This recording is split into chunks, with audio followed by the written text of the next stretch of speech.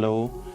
အားလုံးပဲမင်္ဂလာပါခင်ဗျာကျွန်တော်ကတော့ music producer ကိုရီဖြစ်ပါတယ်ဒီရေကိုထက်မြတ်ကိုရကောက်ရေးသားပြီးတော့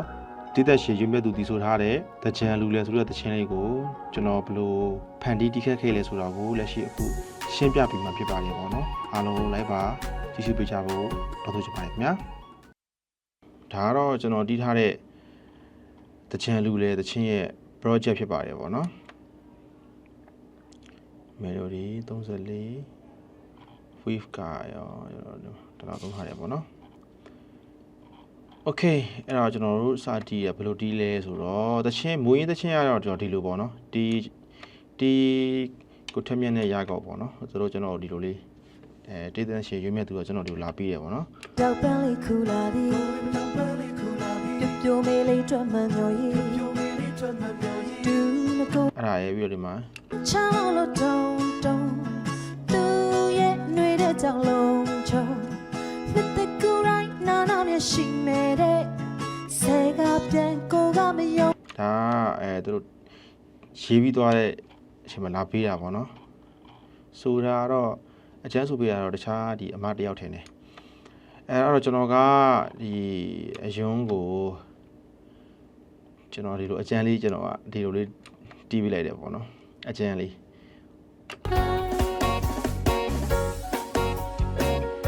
ပုံမှန်ဆိုလို့ရှိရင်ညီမဦးတိုင်းတွိုင်းကောင်းမလားတော့ခက်နဲ့ရောရင်ကောင်းမလားနှစ်ခုစဉ်းစားတာပေါ့ဒါကတော့အကျန်းပေါ့ခီးချိန်လို့ရအောင်အကျန်းပေးလိုက်တာပေါ့နော်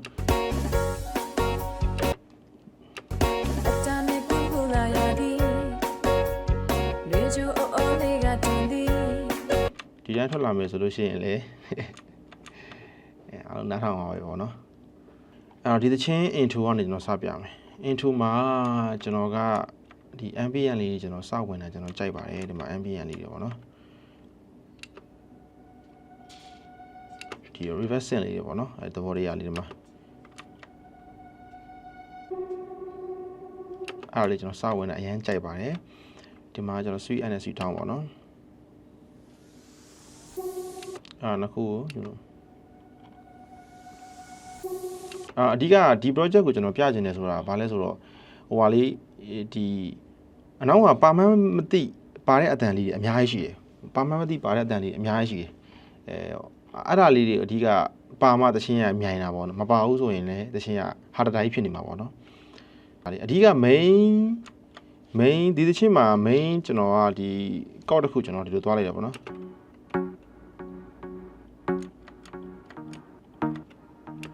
main chord သွားလိုက်တယ်ပေါ့နော်ဒီနောက်မှာ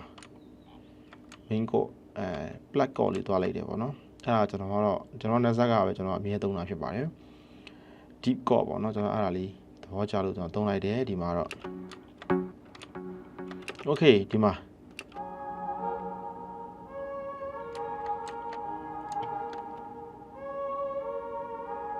ဘယ်ရလဲဆိုတော့ synology ရပါတိတ်လှပါတယ်ဒီ analog voice 2ပေါ့နော်ဒီ plugin လေးက synology plugin လေးကကျွန်တော်တို့ဒီkeyboard ဒီအများကြီးပါတယ်ပေါ့နော်ကျွန်တော်တို့ marker လည်းတိတ်မစားဘူးပေါ့ CPU လည်းတိတ်မစားဘူးပေါ့နော်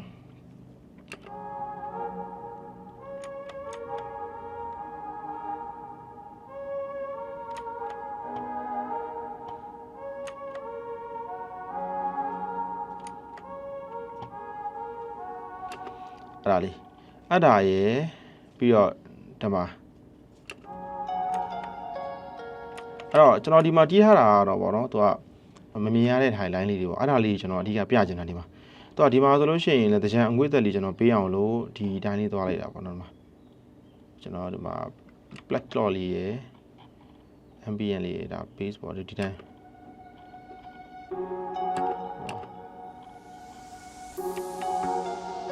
base ပါလာမယ်ဒီမှာ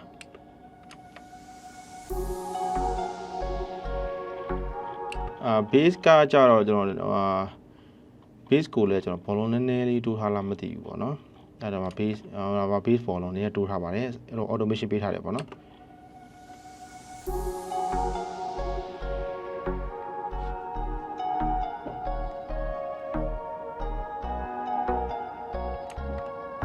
โอเคအဲ့ဒါပြီးတော့အိုးအော်တန်လေး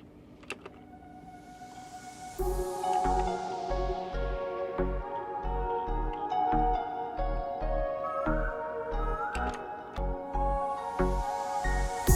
အဲ့မှာကျွန်တော် kit နဲ့ဟိုစဝင်ပြီပေါ့နော်ဒီမှာ kit ဒီ kit ကကျွန်တော်တို့ဒီကျွန်တော် FM မှာ original ပါတဲ့ပတ်ထဲကကျွန်တော်ယူထားတာဖြစ်ပါတယ်ကျွန်တော်ကအဲ့ဒါလေးသဘောကျလို့ပေါ့နော်ဒီပတ်ထဲမှာဒီ kit ထဲမှာကျွန်တော်တို့ဒီ wall kit တွေလည်းကောင်းတယ်ဒါ EDN ဒီမှာဆိုရင်တော့ကောင်းတယ်ကျွန်တော်ဒီ monster kit ကျွန်တော်သုံးထားတယ်ပေါ့နော်24ဒါလေးကျွန်တော်သုံးထားတာအဲ့ဒါကိုကျွန်တော်ကဒီနောက်ကကျွန်တော်ကဒီ fade ထားတယ်ပေါ့နော် club Kashmir club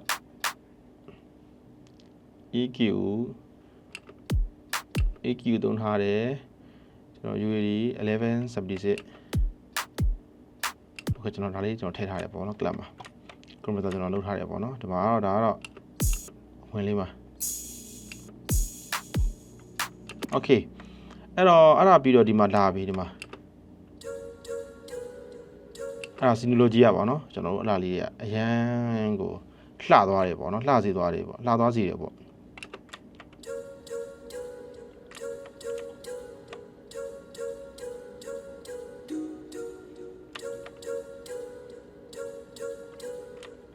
အဲ့ဒါရေပြီးတော့ဒီဟာလေးရေ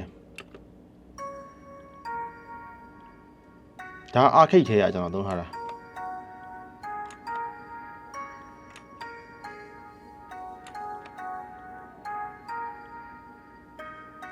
โอเคအဲ့တော့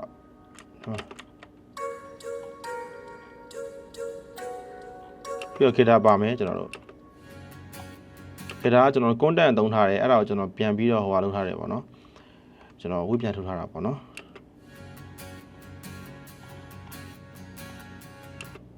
ဒီမှာပါလာမယ်ဆိုကျွန်တော်ပြမယ် K ရယ် လက်ရယ်အဲ့တော့ဒီမှာပြီးတော့ကျွန်တော်ပုံမှာ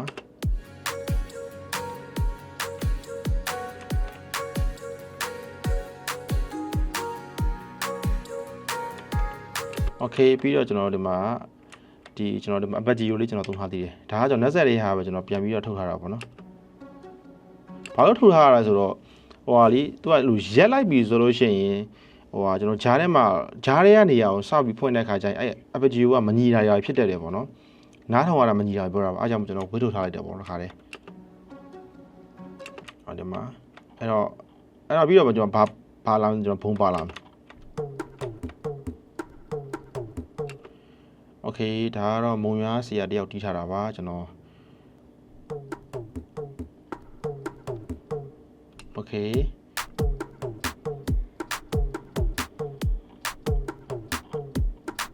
ကဲဒါ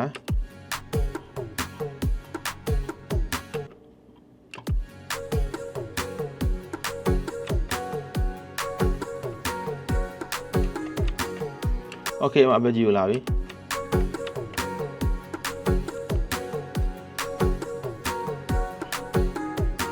โอเคပြီး ambient လာပြီအခုလေး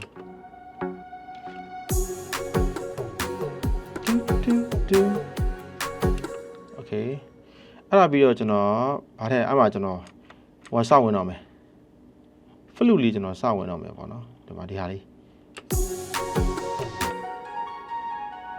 ဒါ20ထဲကကျွန်တော်20ထဲက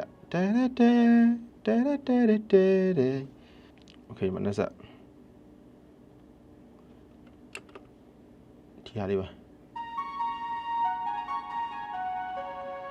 နော်ဒီအတန်လေးပါ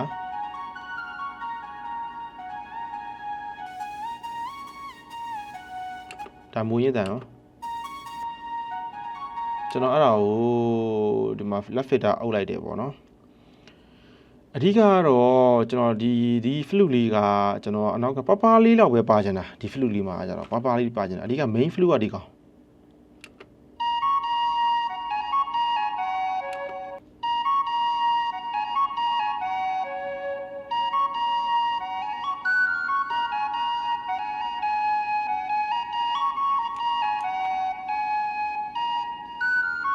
အဲ့တော့ဒီမှာကျွန်တော်34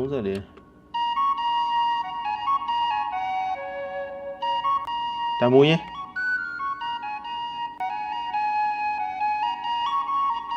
နှစ်ခုပေါင်းလိုက်မယ်ဆိုရင်အဲ့တော့ တချင်းတွေကပူလှသွားတယ်ပေါ့နော်အဲ့တော့ကျွန်တော်ပြမယ်ဆိုလို့ရှိရင် intro နဲ့ဒီလိုလာမယ်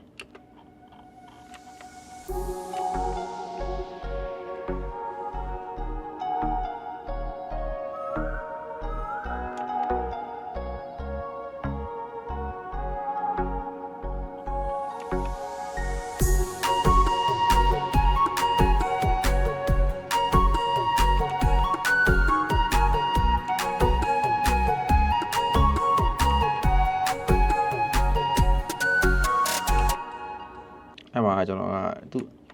မှာကျွန်တော်ကဲ့ရကလက်ရ high ဟဲမယ်နော်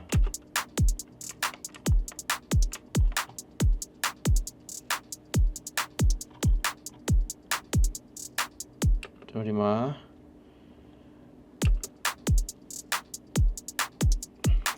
ကျွန်တော်ကင်မရာလေးကင်ထားရပါတော့ပြီးတော့ကျွန်တော်လည်း wide သုံးထားပါတယ်ကျွန်တော် high ကိုပေါ့နော်ဒီအဆောင်ကိုလည်း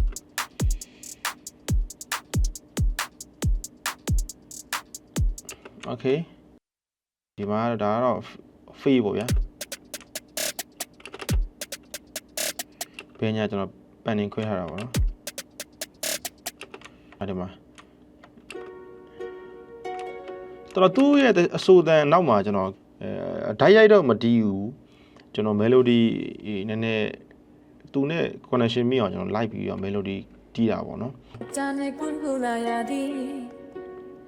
ရေချိုအော်လေးကတွန်သည်ပြောစရာຫນွေဥမုံရီတွေဖြန့်ပတ်ကြသည်โอเคเนาะအဲ့လိုလေးကျွန်တော်တီးထားတယ်ပေါ့ဒီမှာလဲကျွန်တော်ပုံမှာလဲ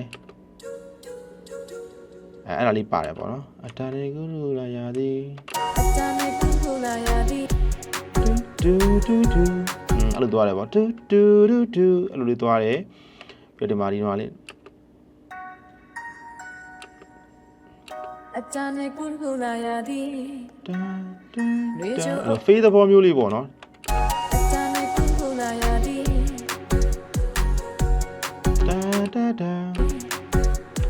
ရေချိုအော်လေးကတွန်သည်ပြောစရာຫນွေโอเคအဲ့ဒါလေးပါမယ်ပေါ့နော်အဲ့တော့ဒါတွေကကျွန်တော်တို့ဒီလိုမပြရင်တိတ်ကြားရမယ်တော့မထင်ဘူးပေါ့နော်music တီးတဲ့လူတွေတော်တော်များတော့နားထောင်အထက်နောက်ကပဲဦးစားပေးပြီးနားထောင်မယ်ဆိုလို့ရှိရင်တော့ကြားနိုင်ပါတယ်โอเคဒီမှာကျွန်တော်ဂျားထဲမှာသူဆိုတဲ့နေရာလေးတွေမှာဒါလေးထည့်ထားပြီးတယ်ပေါ့နော်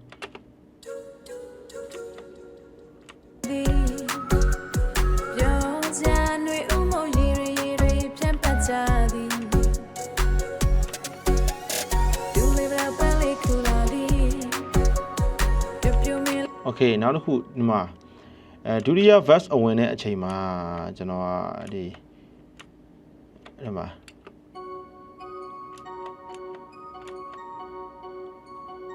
အခိတ်ထည့်ရပါပဲ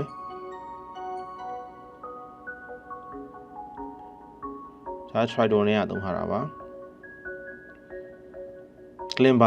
climber အတန်အဲ့လိုကျွန်တော်ဒီမှာ climber ကိုကျွန်တော် high ကတ်ထားတာဖြစ်ပါတယ်ဒါမူရင်းတန်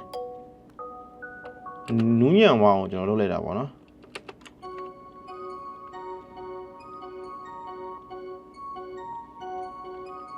အဲ့နှစ်ခုပါမဆိုရင်ပြီးတော့ဒီမှာဒါ hub ပေါ့နော်ဒီမှာတစ် line ပေါ့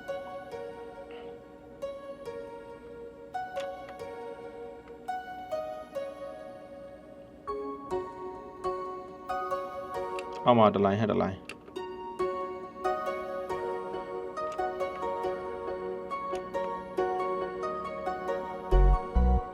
တရှင်းကအဆိုတော်လဲစုံနေမယ်ဒါပေမဲ့ဒီ melody လေးကလည်းသွားနေမယ်ဒါပေမဲ့သူဆိုတာကိုတော့ဒုက္ခမပေးအောင်လို့ကျွန်တော်အတက်နိုင်ဆုံးတော့တီးထားတယ်ပေါ့နော်ဒါ black core main core ပေါ့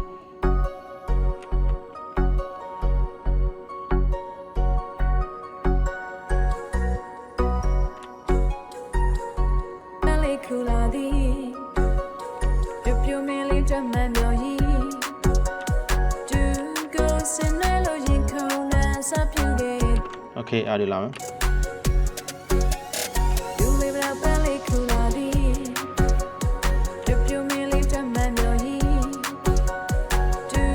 โ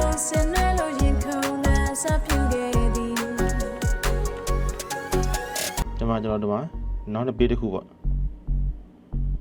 page 2 line ကျွန်တော်တည်ထားပါတယ်ဒီမှာတူပိုတန်လေးများချရင်ဆိုတဲ့နေရာမှာကျွန်တော်တို့ကဘုံတန်လေးကျွန်တော်စထည့်တယ်ပေါ့နော်တူပိုတန်လေးများချရင်ဘုံတန်လေးစထည့်ပါတယ်တူပိုတန်လေးများချရင်ဘာပါလာမလဲဒါလေးပါလာမယ်ကျွန်တော်ဒီမှာကquiver note တွေပါလာမယ်ပေါ့နော်1 and 2 and 3 and 4 and 1 and 2 and 3 and 4 and 1 and 2 and 3 and 4ဒါတွေပါလာမယ် flat တွေပေါ့နော်အဲ့ဒါပါလာမယ်ပြီးတော့ကျွန်တော်တို့ဒီမှာတူပိုတန်လေးများဆိုတော့ကျွန်တော်ဘုံတန်လေးကျွန်တော်စဝင်လာတယ်ပေါ့နော်ဒီမှာ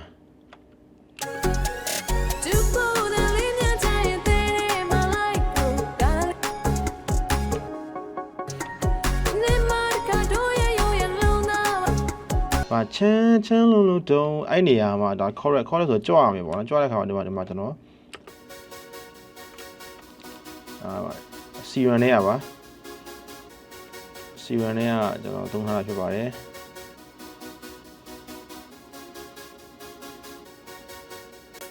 ဒါမူရင်းတန်ပေါ့နော်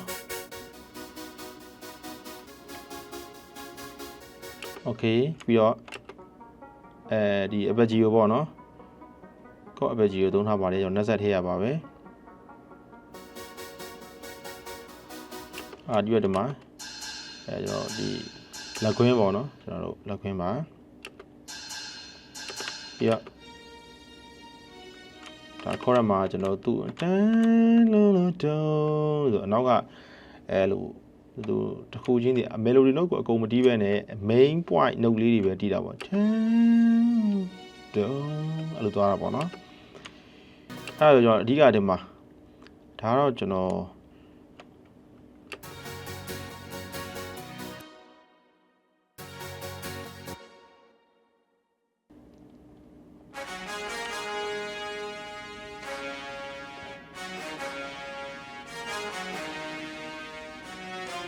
အတိုးအကျယ်လေးကျွန်တော်လုပ်ထားတယ်ပေါ့နော်ဒီမှာ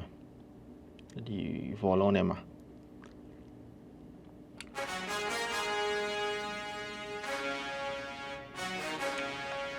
အဲ့ပါမှာ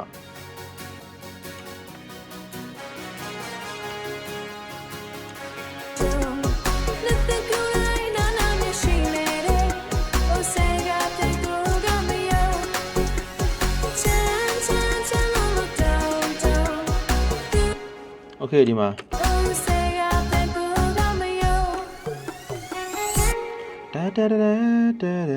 ဒါတော့ကျွန်တော်လက်နဲ့ပဲတီးထားတာပါတရောပါ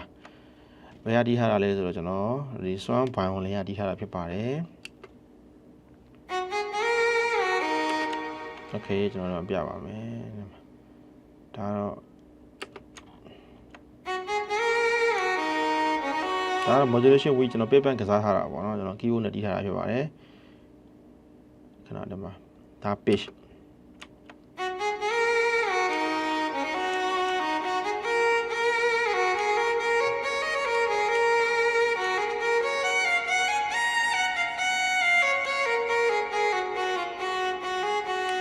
ဝင်ရဒီလိုပါ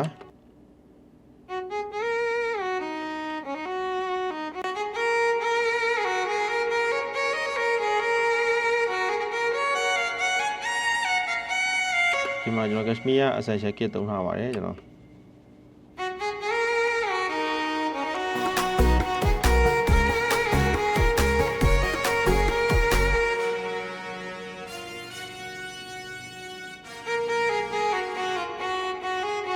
ဒါတော့ height ပေါ့ဒီကောင် height ပေါ့နော်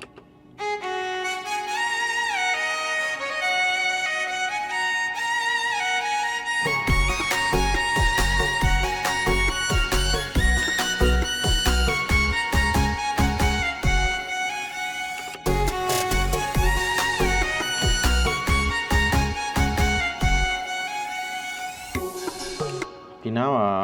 တော့အဲ့လိုဒီကိုထင်မြတ်ကတော့ဒီနားမှာတော့အဲ့လိုပဲညမာဘုံတွေပဲသုံးနေတယ်သူကဒုတိယ fat အစမှာပေါ့နော်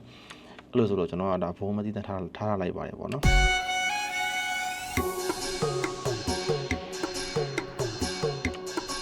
ဒီတန်လေးတွေပါလို့ပေါ့နော်ဒီတန်လေးတွေမပါဘူးဆိုရင်တော့နားထောင်သိကောင်းမှာမဟုတ်ပါဘူး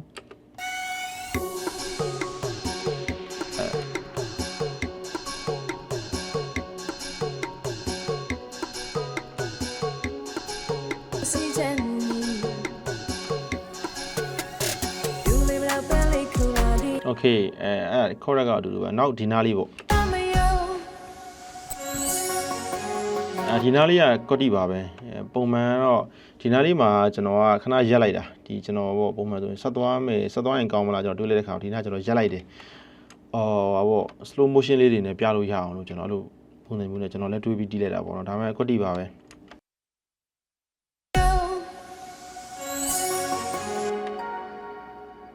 ဒီတဲ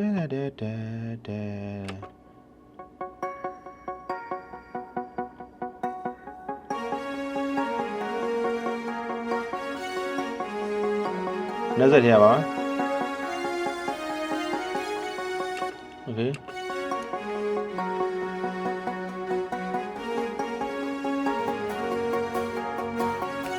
Okay ဒီနားမှာ slow motion လေးရအောင်ရိုက်လို့ရအောင်လို့ပေါ့နော်ကျွန်တော်အဲ့လိုပဲရည်ရွယ်ပြီးတီးခဲ့တာဒါမှကွက်တီပါပဲရိုက်ပြီးထားလိုက်လေကျေးဇူးတင်ပါတယ်အဲ့အတွက်လည်း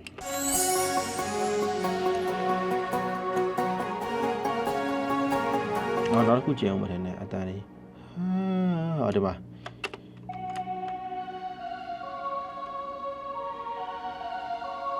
ခွာရလေးပေါ့ဒါလေးอ่ะ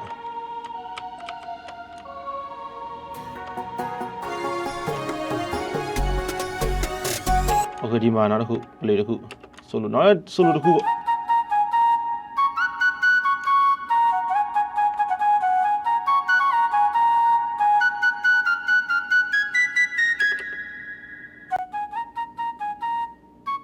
ဒါမူရင်းတမ်းမှာ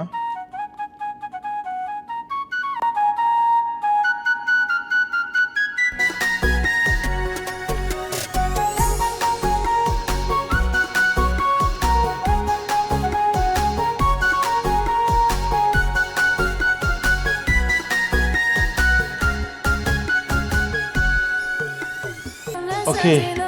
ဒီနေ့တော့ဒါဒီလောက်ပါပဲဒါကျွန်တော်တီးထားတဲ့ဒီကိုထက်မြက်ကိုရကောက်ဒီသရှင်ရုံမြတ်သူတကြံလူလဲဆိုတဲ့သရှင်လေးကိုပေါ့နော်ကျွန်တော်အခုဘယ်လိုတီးခဲ့ထားလဲဆိုတာကိုဒီနေ့ပြသလိုက်ကြဖြစ်ပါတယ်ပေါ့နော်အဲ့တော့ဗီဒီယိုလေးကတော့ကျွန်တော်တို့ဒီလောက်ပါပဲခင်ဗျာကြည့်ရှုပေးကြတဲ့တအုပ်ချင်းစီကိုကျေးဇူးတင်ရှိပါတယ်နောက်လည်းဒီလိုဗီဒီယိုလေးတွေကိုကျွန်တော်ဆက်ပြီးတင်ပြမှာဖြစ်တဲ့အတွက်ကျွန်တော်ရဲ့ channel လေးကို subscribe လုပ်ပေးကြပါအောင်လို့တောင်းဆိုချင်ပါတယ်ခင်ဗျာအားလုံးပဲကျေးဇူးတင်ရှိပါတယ်ခင်ဗျာကိုဒီပါ